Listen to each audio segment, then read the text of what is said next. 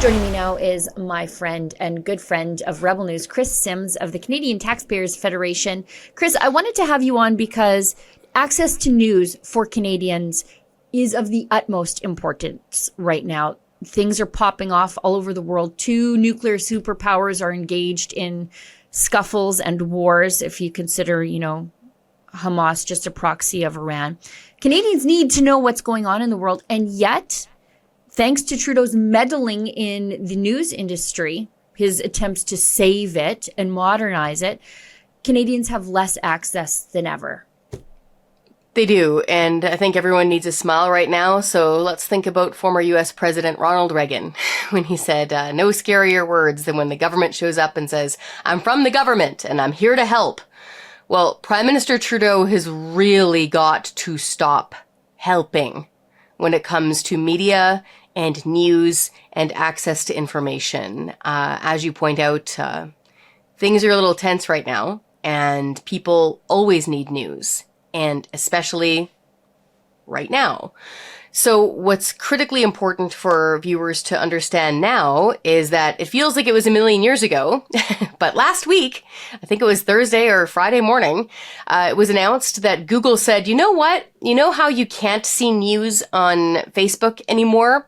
Well, we're going to do that too. Google. So imagine, folks, if you're in Canada, not being able to Google any news.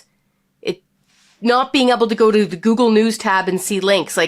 It's kind of hard to believe that we're at this point in Western democracy, part of the G7, all that jazz. But apparently they're just going to follow through on this. And to be clear, this all started when Prime Minister Justin Trudeau's government invented C-18.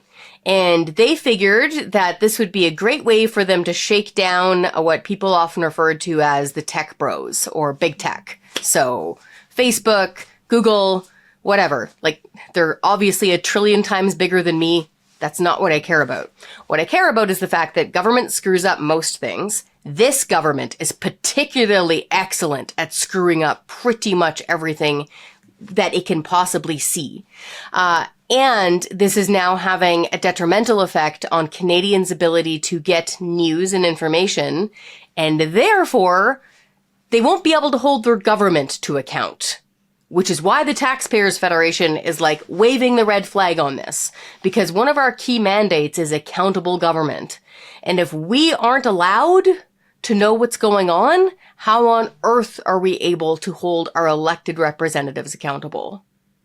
I heard Derek Fildebrandt from the Western Standard explain it beautifully. Because it's for the person who isn't really in news, it's hard. The government makes these things purposefully convoluted. Mm-hmm. But what they are doing with C-18 is telling these Facebook, Meta, the social media platforms that you have to pay the creator of the news for the privilege of delivering it to the people. In the olden times, for people who remember what a newspaper was, this is like making the paper boy pay the newspaper company for the privilege of delivering the news to the people for free.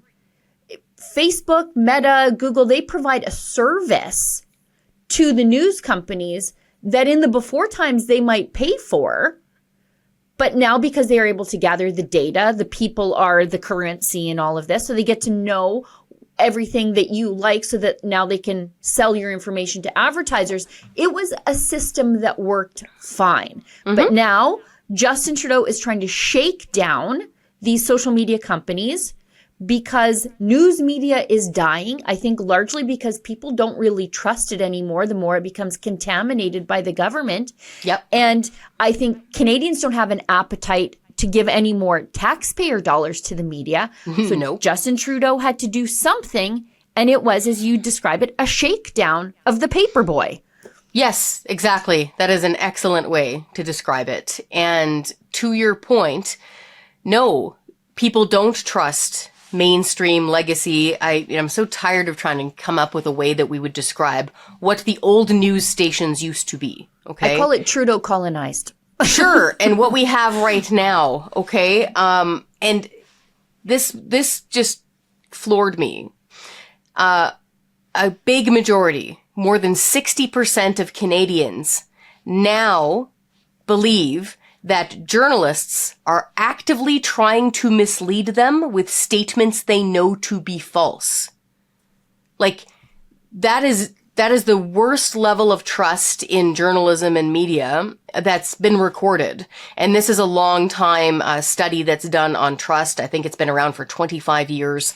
They ask people, what sectors you trust most, what, politicians versus lawyers versus doctors, that stuff. And they did a big deep dive on journalism and media this time. And I think it's 67%, which is a startling amount of people. But to your point, if you have journalists being paid by the government, and if you have journalists in many cases refusing to cover certain topics, refusing to talk to people, including those who might be just outside their front door, who are upset about something, you're going to lose trust. And I speak as a journalist that way. I worked in the industry for 20 years.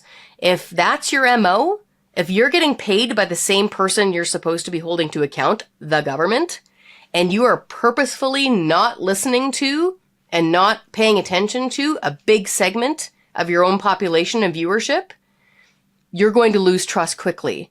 So if you combine this lack of trust with government funding the media, with C18, okay, and now Google saying as a result, hey, you know what? We're not paying this link tax either. See you later. Bye-bye. With C11, which now we're seeing these two rulings come from the CRTC saying, you know what, that whole thing about podcasts, yeah, we're going to get the folks who host podcasts to register with the government. Things have been happening so fast and there's been so much big news, Sheila, that this was gigantic news early last week. But now, of course, because so much has been going on, it's been falling off the table, but people need to pay attention to this too. C11 is now in play.